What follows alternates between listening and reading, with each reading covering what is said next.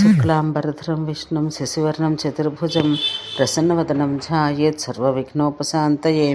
వర్ణాశ్రమ ధర్మాలు ఇతర ధర్మాలు. అగ్ని పలికెను, ఏ ధర్మాలను ఆచరించి మన్వాదులు భుక్తిముక్తులు పొందిరో వాటిని పుష్కరుడు పరశురాముడికి వర్ణోక్త ప్రకారం చెప్పెను.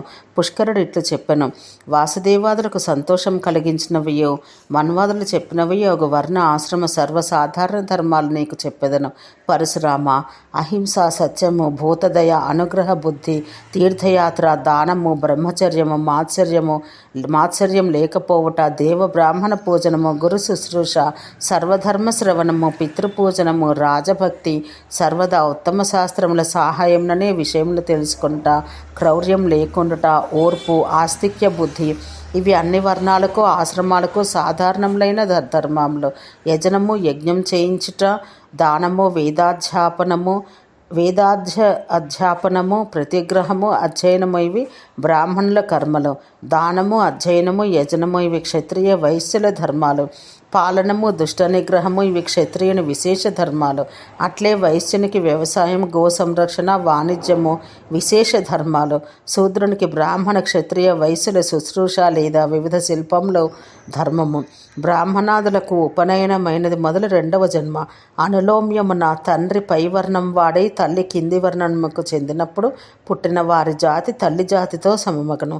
ప్రాతిలోమ్యమున పై కులం స్త్రీ, పురుషుడు కింది కులమైనప్పుడు శూద్రుని వలన బ్రాహ్మణ స్త్రీకి పుట్టినవాడు చండాలుడు, క్షత్రియుని వలన బ్రాహ్మణియందు పుట్టినవాడు సూతుడు, వైశ్యుని వలన పుట్టినవాడు దేవలుడు, క్షత్రియ స్త్రీ యందు శూద్రుని వలన పుట్టినవాడు మాగధుడు, వైశ్య స్త్రీ యందు శూద్రుని వలన పుట్టినవాడు అయోగవుడు.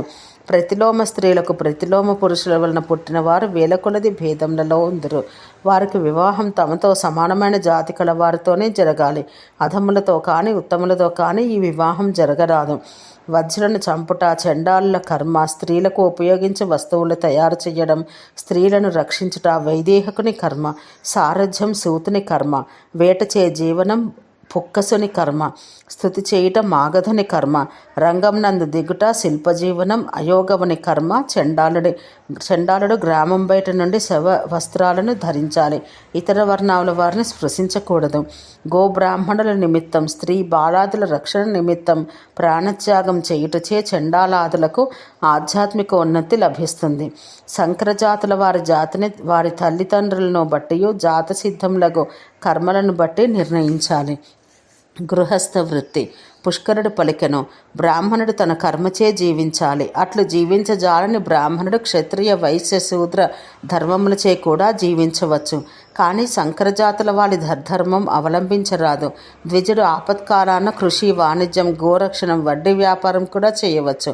కానీ గో క్షీరాదులు, బెల్లము, లవణము, క్షారము, మాంసము మొదలైన వాటి వ్యాపారం చేయరాదు. కర్షకులు భూమిని బద్దలు కొట్టుట, ఔషధులను ఛేదించుట, కీటక పిపీలాదుకులను చంపుట మొదలగు వాటి వల్ల కలిగిన పాపమును యజ్ఞం చేతను దేవతా పూజ చేతను తొలగించుకొనగలరు. 8 ఎద్దుల హలము ధర్మసమ్మతం.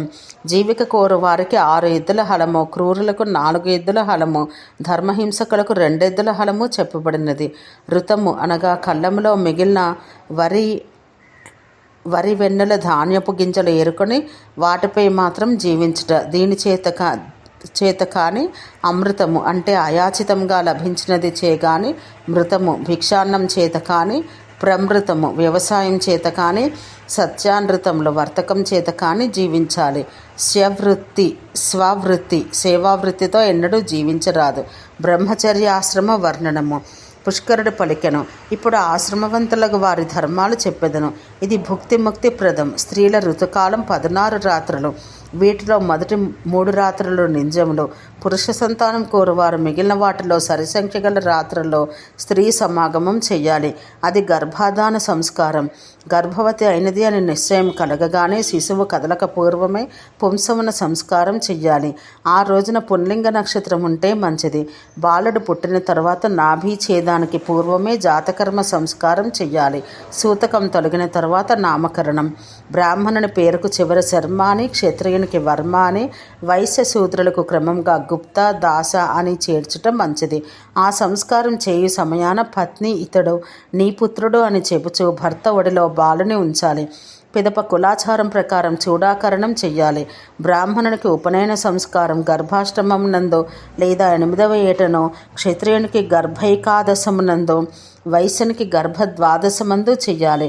బ్రాహ్మణులకు షోడశాబ్దములు దాటిన పిమ్మట ఉపనయనం చేసి ప్రయోజనం లేదు.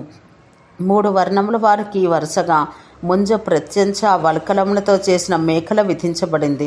ఇట్లే వరుసగా మృగ వ్యాఘ్ర అజచర్మలు పలాస పిప్పల బిల్వదండములు విధించబడినవి. బ్రాహ్మణ బ్రహ్మచారి దండము అతని క్లేశముల వరకు, క్షత్రియుని దండం లలాటం వరకు, వైశ్యుని దండం లలాటం వరకు పొడవు ఉండాలి. దండములు వంకరగాను చర్మరహితంగాను ఉండకూడదు. నిప్పు తగిలినవి కాకూడదు. 3 వర్ణముల వారికి వస్త్రములు వరుసగా పత్తి, ఉట్టు, పత్తి పట్టు, ఉన్ని వీటితో నిర్మించినవి కావాలి.